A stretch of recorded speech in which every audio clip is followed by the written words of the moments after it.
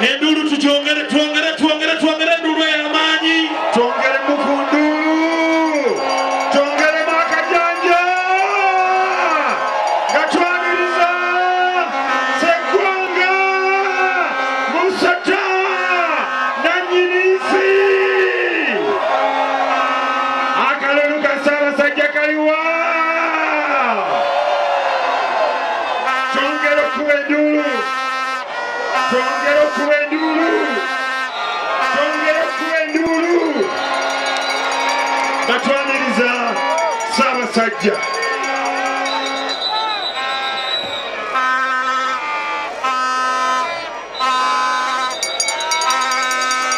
Ssaabasajja Kabaka bw'atuuka bw'ati tugenda kukwasa mukadde waffe ow'ekitiibwa Daudi Mpanga agenda kukola mu kaseera ako Omutanda k'amaze okutuuka wano.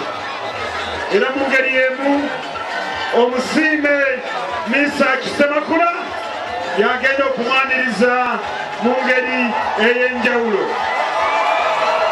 Mu kaseera kano njagala okubategeeza nti Omutanda nannyini nsi yatuuse dda. Era tugenda kuba tubategeeza ajja kwanirizibwa mukadde waffe Katikkiro wa Buganda. Omutanda atuuse! Oya! Omutanda atuuse!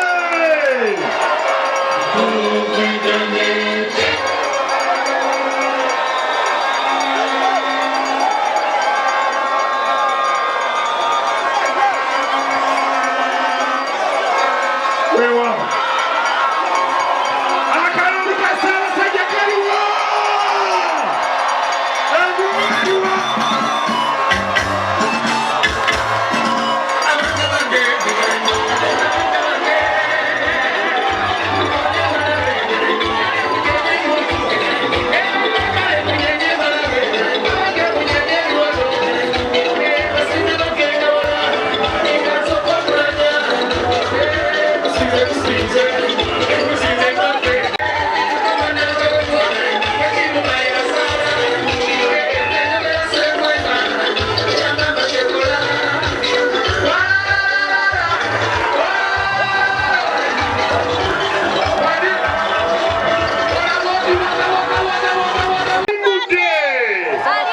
Kilomita 5 nazo Omutanda azisimbudde.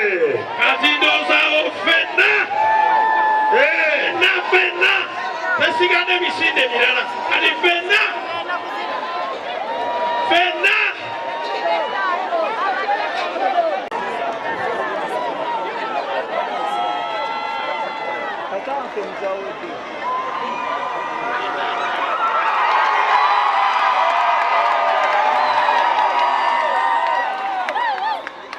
njagala okubeebaza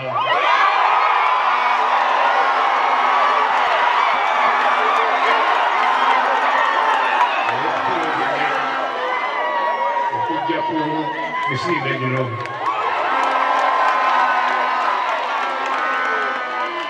Nemugumira enkuba n'ebizibu by'ababbe byonna kintu kya kitiibwa nnyo. Olutalo lwa Siriimu lukulu nnyo.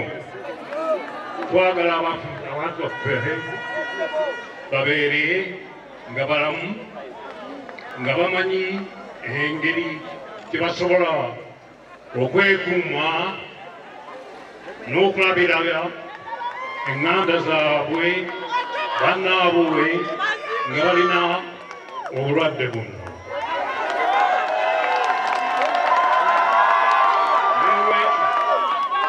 Guno omukolo mukulu nnyo.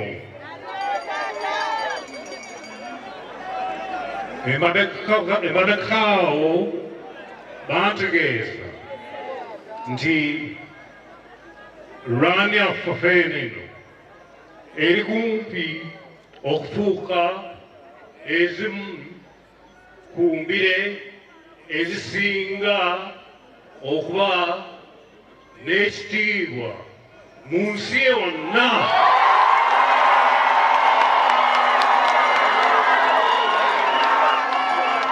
Nga kyekitegeeza tujja kuba nga tuli wamu n'embire ezibeerawo mu bibuga nga New York, nga London, nga Zurich n'ebifo ebirala ebinene mu nsi yonna.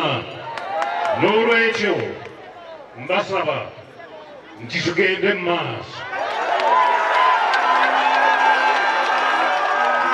tugende mu maaso nga tweyongera obungi, nga tukola ku nsonga ez'obulwadde obwa siriimu. Nziramu okubeebaza, mwebale nnyo okujja, Katonda abakuume.